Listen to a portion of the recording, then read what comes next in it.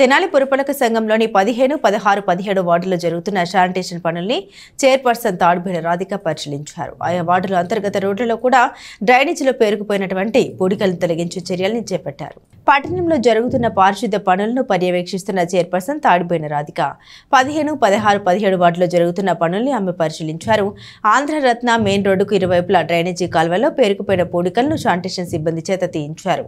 అలాగే శానిటేషన్ పనుల్లో పలు సూచనలు శానిటేషన్ సిబ్బందికి చైర్పర్సన్ ఇచ్చారు. చైర్పర్సన్ తో పాటు 16వ వార్డు కౌన్సిలర్ దివి అనిత, 17వ వార్డు కౌన్సిలర్ అన్నం పిన్నారో, municipal assistant commissioner Lakshmipathi, health officer health Nirmala, town planning అధికారి సాంబశివరావు తదితరులు పాల్గొన్నారు. ముందుగా అందరికీ నమస్కారం. ఈరోజు శానిటేషన్లో భాగంగా 15, 16, 17లో ఈ వార్డుల్లోకి వచ్చేసి సిల్ట్ తీయటం జరుగుతుంది. ఈ సిల్ట్ తీసిన దానికి సంబంధించి దానిలో భాగంగా ఈరోజు మున్సిపల్ అధికారులు కానివ్వండి, సచివాలయం సిబ్బంది కానివ్వండి, అలానే మా కౌన్సిలర్స్ కూడా రావడం జరిగింది. ఈ వార్డులో వచ్చేసి మెయిన్ ఎంక్రోచ్మెంట్ ఉంటానా ఈ కాలువల పూడిక అనేది తీయలేకపోతున్నాము.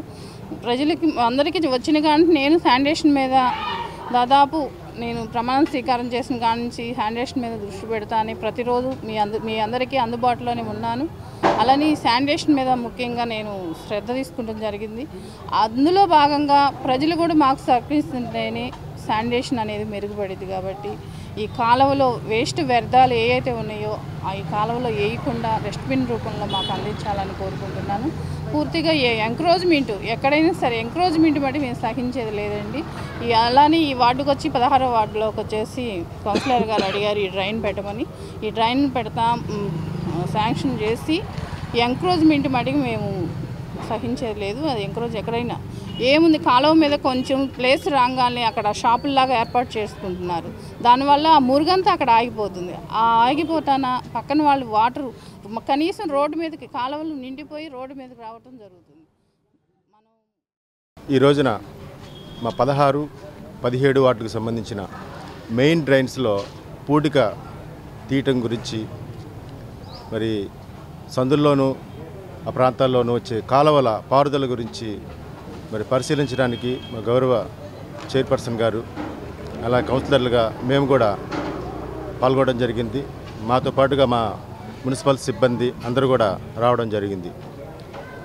ముఖ్యంగా కాలువలు అనేది మన ఇళ్లల్లో ఉన్న మురుగునీరు మొత్తం కూడా మరి కాలువల ద్వారా బయటికి వెళ్ళిపోయి మనకి వాసన రాకుండా చెత్తాచెదారాలు లేకుండా ఉండటం కోసం ఏర్పాటు చేసుకున్నాము. కానీ మనకు మనమే శిక్ష వేసుకున్నట్టుగా మరి ప్లాస్టిక్ కానీ కవర్లు కానివ్వండి, ఇతర మనం వ్యర్థ పదార్థాలు కానివ్వండి, మరి గవర్నమెంట్ వారు ఎన్ని అవగాహన సదస్సులు పెట్టినా కూడా మన కాలువల్లోనే వేయటం జరుగుతుంది. ఇవన్నీ కూడా ఏదో మెట్టుల దగ్గర లేకపోతే కల్వర్టుల దగ్గర ఆగిపోవడం వల్ల మరి వాళ్ళు ఏమైనా మార్నింగ్ టైం వచ్చి కాలువలు తీస్తారు, మళ్ళీ సాయంత్రం దాకా ఏముండదు, మళ్ళీ రేపొద్దునే వచ్చి తీస్తారు.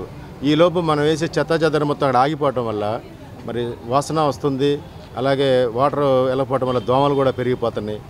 ఇది మన స్వయం కృపార్థనంగా భావించాల్సి వస్తుంది.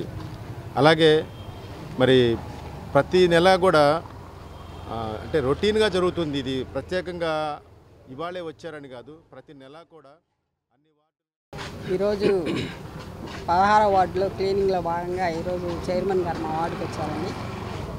ఇక్కడ ఈ కాలువలు అవన్నీ కూడా సరిగ్గా లేవు, అవన్నీ కూడా క్లీన్ చేస్తున్నారు. ఇంకా ఈ కాలువలన్నీ కూడా నీట్గా తీపియాలి అని చెప్పేసి చైర్మన్ గారిని కోరుకుంటున్నాం. ఇంకా వర్కర్లను కూడా ఎప్పుడన్నా అవసరం అయితే ఒకళ్ళిద్దరిని కూడా ఇవ్వాలని చెప్పేసి అడుగుతున్నాం మేము.